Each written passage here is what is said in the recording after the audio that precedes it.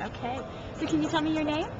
George Landberg. And what is your affiliation with the University of Rochester? Well, I was a graduate in '61 and '64. What was your major? I was in mechanical engineering for my undergraduate, and then officially it was called mechanical and aerospace engineering by the time I got my master's in '64. Same department, different name. Different name.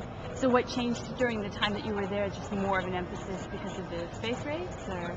I think it was a shift in focus, and it was quite a change in faculty, which resulted in more of a science function, focus on the science of engineering more than more of the practical side of it, let's say, or the go-to-work kind of side. Yes. Great. Yeah. So, what made you decide to come back to the university for this weekend? Well, I wanted to come see the dedication of the school, and this is quite an event that Ed Hacham has brought to the university in terms of the donation to set up the engineering and science school. And so it's a once-in-a-lifetime event, and I didn't want to miss it. That's wonderful. Now, are you looking forward to seeing people that you went to school with, even though it's technically not your reunion year?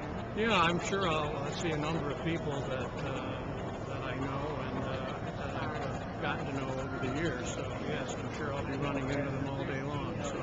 Now, do you come back to campus often, or have you not been back for a while? I come back.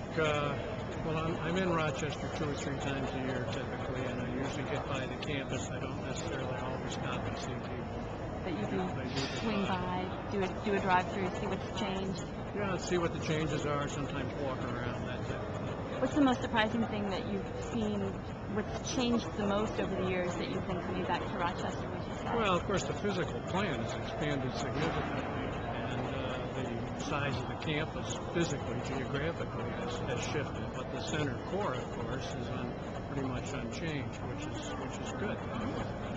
So I think, of course, the other big thing is the opening up of the bridge across the Genesee, which is going to really, I think, in the long term, be a tremendous benefit for the students and for the city and for the university, because it opens a nearby extension, and the river's no longer a barrier as it was all the time that I was here.